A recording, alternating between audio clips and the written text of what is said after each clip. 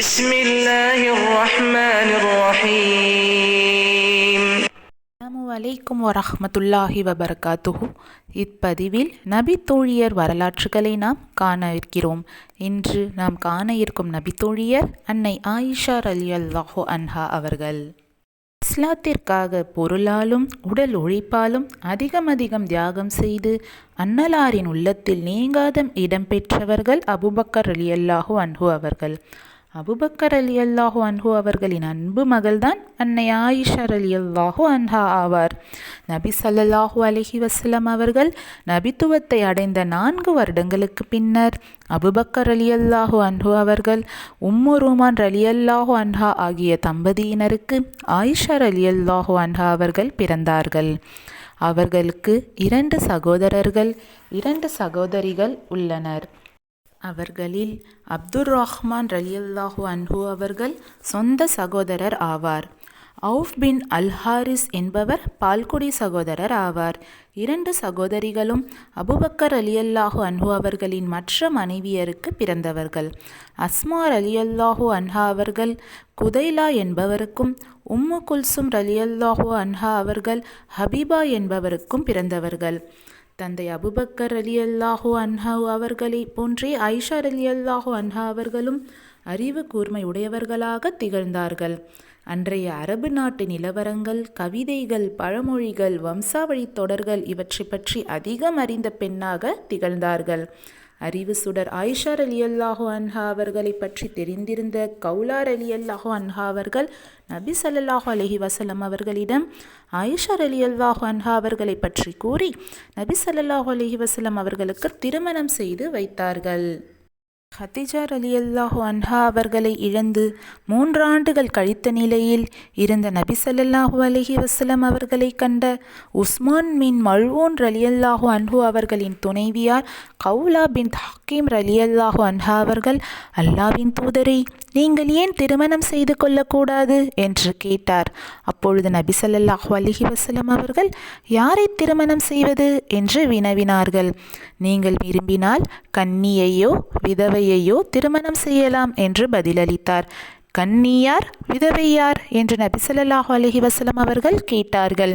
அல்லாஹ்வின் படைப்பில் தங்களுக்கு அதிக விருப்பமுள்ள நபர் அபூபக்கர் ரலியல்லாஹு அன்ஹு அவர்கள். அவர்களின் மகள் ஆயிஷா ரலியல்லாஹு அன்ஹா அவர்கள் கன்னியாவார். உங்கள் மார்க்கத்தை ஏற்று உங்களை பின்பற்றும் சௌதா பின் சம்ஆ ரலியல்லாஹு அன்ஹா அவர்கள் விதவையாவார் என்று கௌலா ரலியல்லாஹு அன்ஹா அவர்கள் பதிலளித்தார். அவ்விருவரிடமும் என்னை பற்றி எடுத்து சொல்லுங்கள் என்று நபி ஸல்லல்லாஹு அலைஹி வஸல்லம் அவர்கள் கூறினார்கள். கௌலா ரலியல்லாஹு அன்ஹா அவர்கள் ஆயிஷா ரலியல்லாஹு அன்ஹா அவர்களின் தாயார் உம்மு ரூமான் ரலியல்லாஹு அன்ஹா அவர்களிடம் சென்று, அல்லாஹ் உங்களுக்கு அளப்பரிய நன்மைகளையும் அருளையும் கொடுத்துள்ளான் என்றார். என்ன விஷயம் என்று உம்மு ரூமான் ரலியல்லாஹு அன்ஹா அவர்கள் வினவினார். நபி ஸல்லல்லாஹு அலைஹி வஸல்லம் அவர்கள் ஆயிஷாவை திருமணம் செய்ய எண்ணுகிறார்கள் என்று பதிலளித்தார். உடனே உம்மு ரூமான் ரலியல்லாஹு அன்ஹா அவர்கள், அபூபக்கர் இப்பொழுது வந்துவிடுவார், அவரை எதிர்பாருங்கள் என்று கூறினார். அபூபக்கர் ரலியல்லாஹு அன்ஹு வந்தபோது கௌலா ரலியல்லாஹு அன்ஹா அவர்கள் விஷயத்தை எடுத்து கூறினார்கள். நபி ஸல்லல்லாஹு அலைஹி வஸல்லம் அவர்களுக்கு அவர்களது சகோதரர் மகள் திருமணம் செய்ய ஏற்றவரா என்றார்கள். இதை கௌலா ரலியல்லாஹு அன்ஹா நபி ஸல்லல்லாஹு அலைஹி வஸல்லம் அவர்களிடம் தெரிவித்த போது, இஸ்லாத்தை ஏற்றதன் மூலம் நான் அவருக்கும் அவர் எனக்கும் சகோதரர் ஆவோம். அவருடைய மகள் எனக்கு திருமணம் புரிய ஏற்றவர்தான் என்று கூறி அனுப்பினார்கள். இதை அபூபக்கர் ரலியல்லாஹு அன்ஹு அவர்களிடம் கூறிய பொழுது நபி ஸல்லல்லாஹு அலைஹி வஸல்லம் அவர்களை இங்கே அழைத்து வாருங்கள் என்று கூறினார்கள்.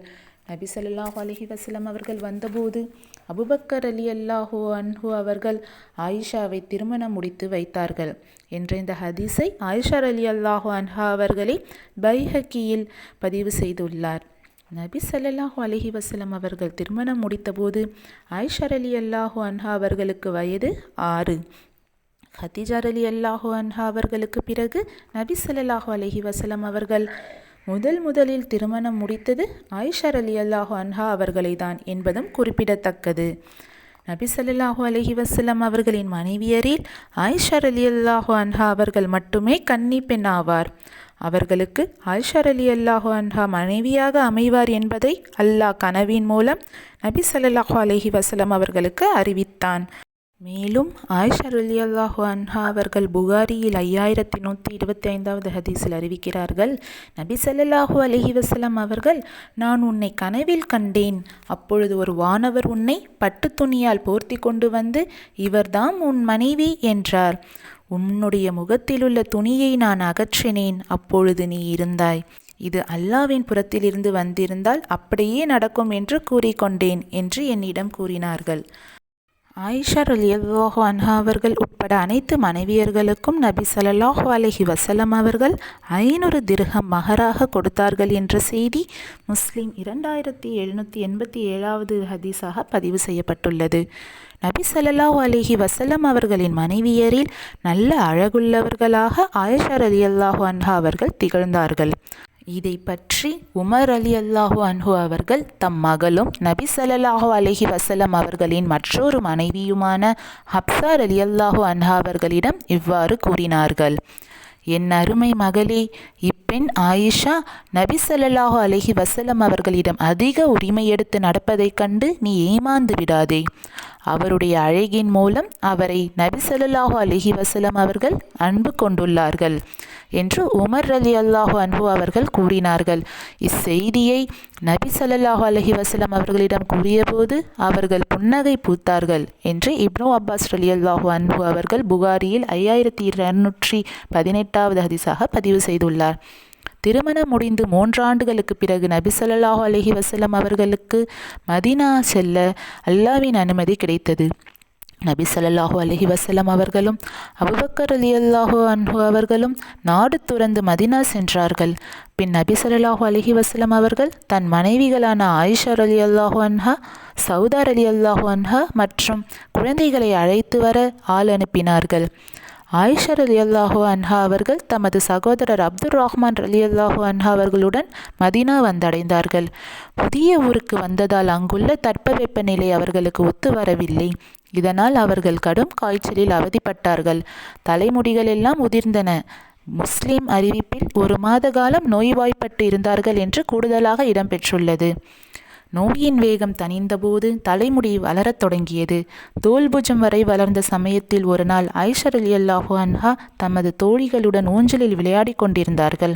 அப்பொழுது அவர்களின் தாயார் உம்மு ரூமான் ரலியல்லாஹு அன்ஹா அவர்கள் அங்கு சென்று ஆயிஷா என்று சப்தமிட்டு அழைத்தார்கள். பின் தாயாரோடு சென்ற ஆயிஷா ரலியல்லாஹு அன்ஹா அவர்களுக்கு தான் எதற்காக அழைத்து செல்லப்படுகிறோம் என்று தெரியாது. உம்மு ரூமான் ரலியல்லாஹு அன்ஹா அவர்கள் ஆயிஷா ரலியல்லாஹு அன்ஹா அவர்களை ஒரு வீட்டின் முன் கொண்டு போய் நிறுத்தினார்கள்.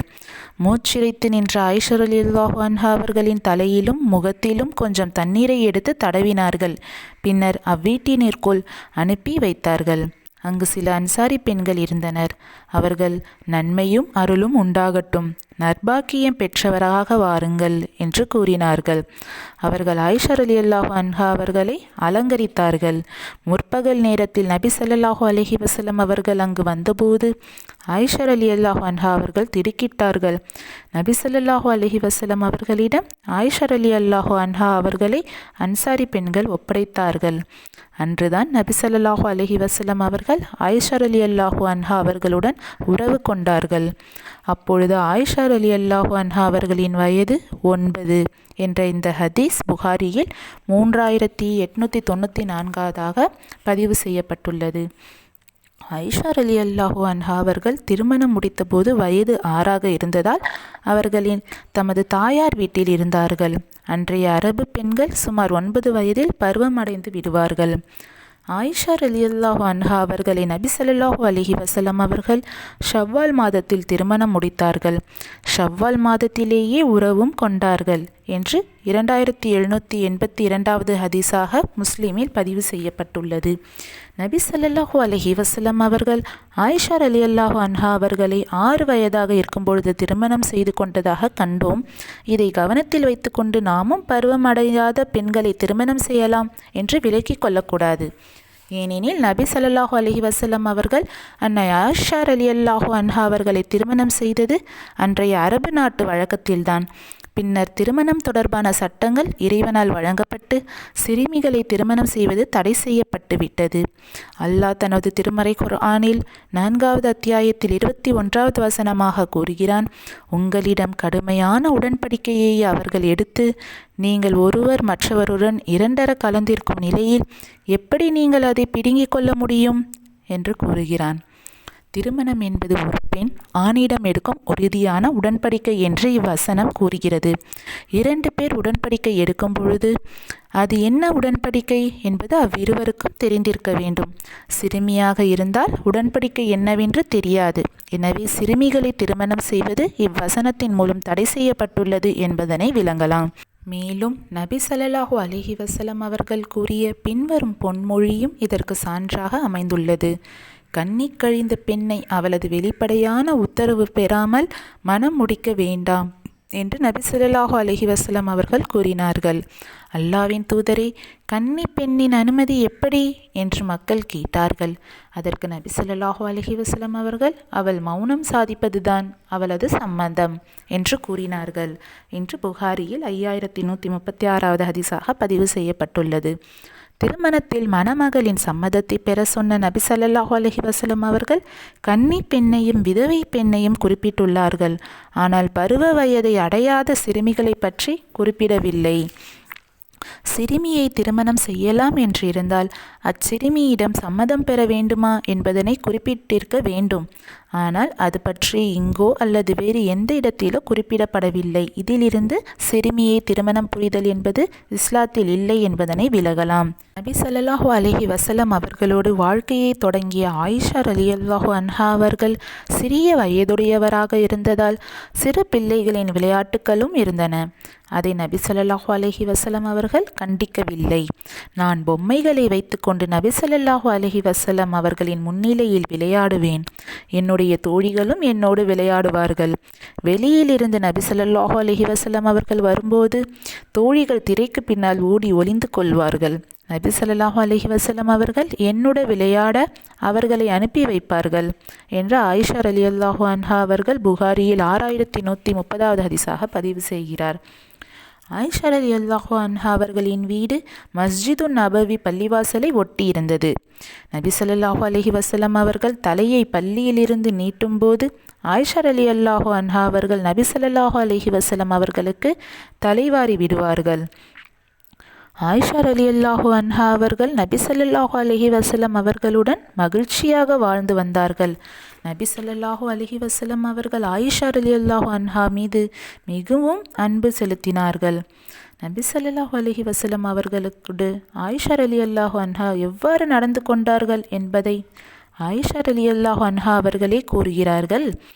எனக்கு மாதவிடாய் ஏற்பட்டிருக்கும் போது நபி ஸல்லல்லாஹு அலைஹி வஸல்லம் அவர்கள் எனது மடியில் சாய்ந்து கொண்டு குர்ஆனை ஓதும் வழக்கமுடையவர்களாக இருந்தார்கள் என்று புகாரியில் 297வது வசனமாக பதிவு செய்துள்ளார். நான் மாதவிடாயுடன் இருக்கும் நிலையில் நபி ஸல்லல்லாஹு அலைஹி வஸல்லம் அவர்களுடைய தலைமுடியை வாரிவிடுவேன் என்று புகாரியில் பதிவு செய்துள்ளார்கள். நபி ஸல்லல்லாஹு அலைஹி வஸல்லம் அவர்கள் பள்ளியில் இஹ்திகாஃப் இருக்கும்போது தமது தலையை என் அறையில் பக்கம் நீட்டுவார்கள். மாதவிடாய் ஏற்பட்டிருக்கும் நிலையில் அதை நான் வாருவேன் என்று புகாரியில் 301வது ஹதீஸாக பதிவு செய்துள்ளார்கள். நான் மாதவிடையாக இருக்கும் பொழுது தண்ணீர் அருந்துவேன். அதை நபி ஸல்லல்லாஹு அலைஹி வஸல்லம் அவர்கள் வாங்கி நான் வாய் வைத்த இடத்தில் வாய் வைத்து குடிப்பார்கள். நான் மாதவிடையாக இருக்கும் பொழுது இறைச்சியை கடிப்பேன். அதை நபி ஸல்லல்லாஹு அலைஹி வஸல்லம் அவர்கள் வாங்கி நான் வைத்து கடித்த இடத்தில் தாமும் வாய் வைத்து கடிப்பார்கள் என்று முஸ்லிமில் 505வது ஹதீஸாக பதிவு செய்துள்ளார்கள்.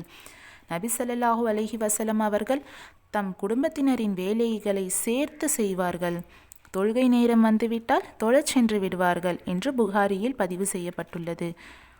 அபிசீனியா நாட்டு வீரர்கள் பள்ளியில் வீர விளையாட்டு விளையாடும் பொழுது என் அரைவாசலில் நபி ஸல்லல்லாஹு அலைஹி வஸல்லம் அவர்கள் தமது மேலடையால் என்னை மறைத்து கொண்ட நிலையில் நான் விளையாட்டை பார்த்து கொண்டிருந்தேன்.